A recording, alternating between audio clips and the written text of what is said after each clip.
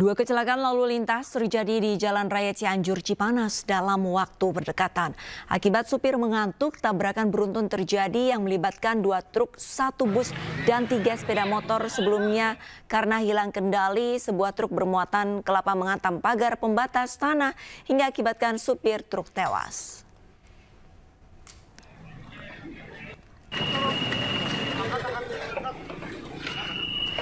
Tim SAR gabungan mengevakuasi kendaraan yang terlibat kecelakaan di Jalan Raya Puncak Cianjur, Desa Ciberem, Kecamatan Cugenang, Kabupaten Cianjur, Jawa Barat. 2 unit truk, 1 unit bis, dan 3 unit sepeda motor terlibat tabrakan beruntun. Kecelakaan diduga karena supir truk mengantuk. Akibat kejadian ini, 5 orang mengalami luka ringan dan seluruh korban sudah dibawa ke Rumah Sakit Umum Daerah Cianjur.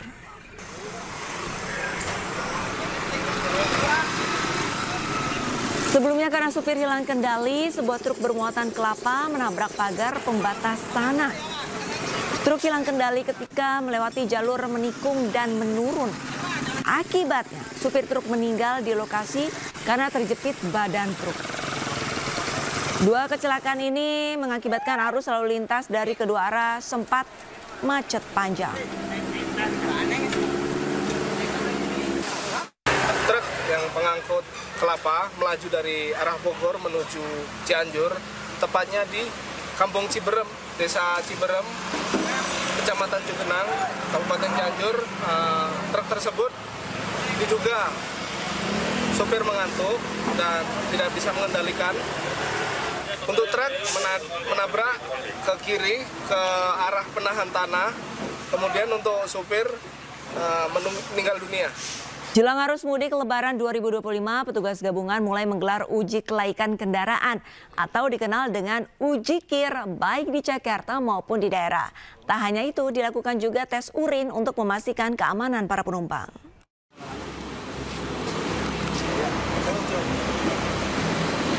Petugas gabungan pemeriksa satu persatu bus di Terminal Terpadu Pulau Gebang, Cakung, Jakarta Timur, Jumat sore.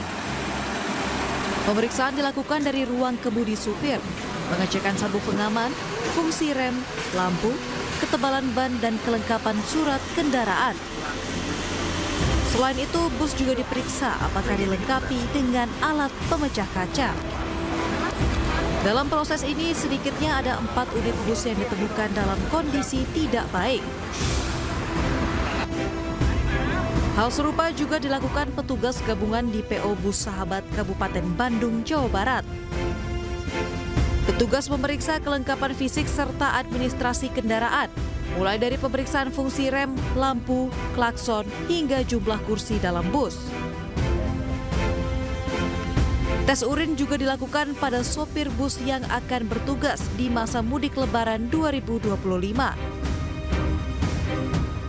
Kami datang di PO Sahabat di Kabupaten Bandung ini, yang pertama tujuannya untuk mengecek kesiapan kendaraan yang akan digunakan untuk mudik nanti di Lebaran tahun ini. Kemudian yang kedua, mengecek juga kesiapan personil, maksudnya pengemudinya, yaitu kita mengecek kesehatannya, juga melakukan cek urin, serta kita memberikan masukan-masukan terhadap para pengemudi dan pengelola untuk bagaimana bisa menyelenggarakan mudik ini secara aman dan nyaman. Pemeriksaan kondisi fisik, kelengkapan administrasi, juga tes urin untuk sopir bus ini dilakukan untuk memastikan mudik Lebaran 2025 berlangsung aman dan nyaman. Tim Liputan iNews melaporkan. Kementerian Perhubungan bersama instansi terkait menggelar rapat koordinasi terkait kesiapan arus mudik dan arus balik Lebaran 2025. Rapat digelar di kantor Kementerian Perhubungan Jakarta. Menteri Perhubungan Dudi Parwagandi memimpin rapat koordinasi kesiapan arus mudik dan arus balik Lebaran. Rapat ini membahas tentang antisipasi lonjakan pemudik, mitigasi bencana selama mudik, serta potensi kecelakaan selama mudik berlangsung. Rapat koordinasi ini juga dihadiri oleh Kepala BMKG, perwakilan Basarnas, Kakor Lantas Polri, dan Jasa Marga.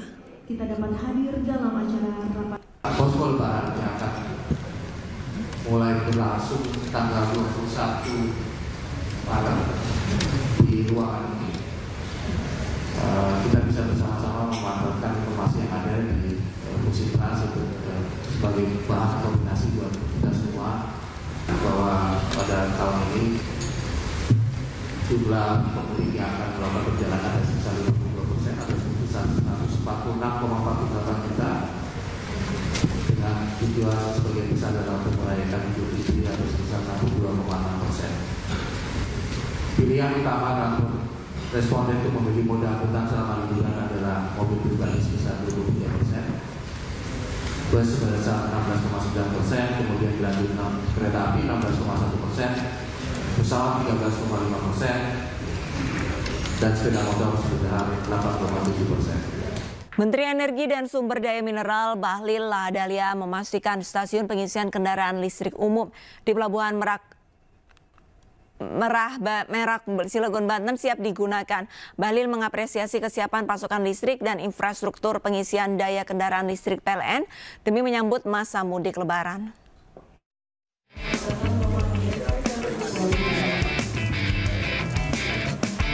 Tiba di dermaga eksekutif Pelabuhan Penyeberangan Merak, Menteri Energi dan Sumber Daya Mineral Bahlil Lahadalia langsung meninjau ke stasiun pengisian kendaraan listrik umum (SPKLU) yang berada di area dermaga eksekutif pelabuhan. Pengecekan stasiun pengisian kendaraan listrik umum ini untuk mengetahui dan memastikan keberadaan SPKLU berfungsi melayani angkutan Lebaran pada arus mudik, khususnya pengguna jasa penyeberangan yang mengendarai kendaraan listrik. PLN telah menyiapkan 5 kali lipat untuk kebutuhan mobil listrik yang digunakan para pemudik yang akan menyeberang ke Pulau Sumatera melalui Pelabuhan Merak. Penyediaan SPKLU dilakukan karena banyak masyarakat yang sudah menggunakan kendaraan listrik. PLN menyiapkan 5 kali lipat dibandingkan dengan tahun kemarin. Kenapa? Karena masyarakat sekarang sudah banyak yang membeli mobil listrik. Ada yang 5 kali lipat dan ada yang 1,5 kali lipat. Dan rata-rata itu per 20 km itu sudah ada SPKLU-nya. Dan PLN sudah menyiapkan fasilitas teknologi dengan mempergunakan handphone online untuk memintai informasi ketika ada terjadi kendala di lapangan. Termasuk ketika bahan bakarnya atau casnya udah habis di tengah jalan, nanti ada mobil yang datang untuk membantu mereka. Keberadaan stasiun pengisian kendaraan listrik umum di Pelabuhan Penyeberangan Merak ini juga untuk memudahkan para pemudik yang mengendarai kendaraan listrik di tengah perjalanan kehabisan energi dan dapat mengisi di SPKLU Pelabuhan Merak. Dari Cilegon, Banten, Iskandar Nasution, iNews melaporkan. Pemirsa, salah satu tradisi di Hari Raya Idul Fitri adalah menukarkan uang baru untuk dibagikan ke kerabat dan juga sanak keluarga. Di Kulon Progo, Yogyakarta, warga mulai mendatangi tempat penukaran uang dan mereka menukarkan uang lama mereka dengan uang baru dengan beragam pecahan.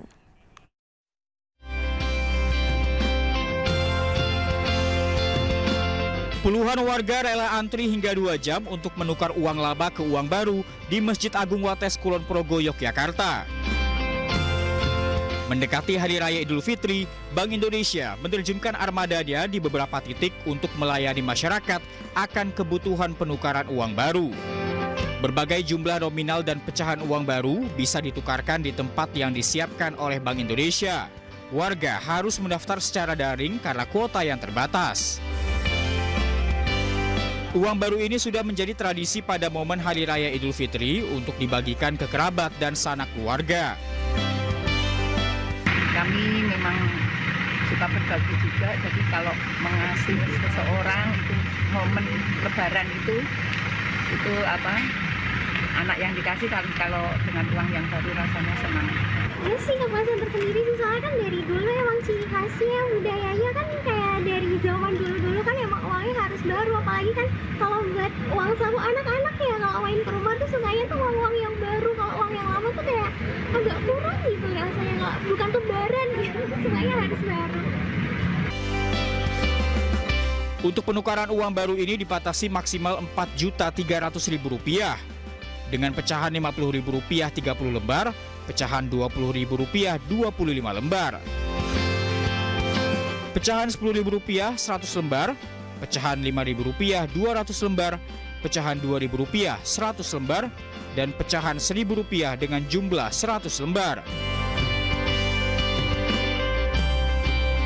Dari Kulon Progo, Yogyakarta, Budi Utomo, iNews melaporkan.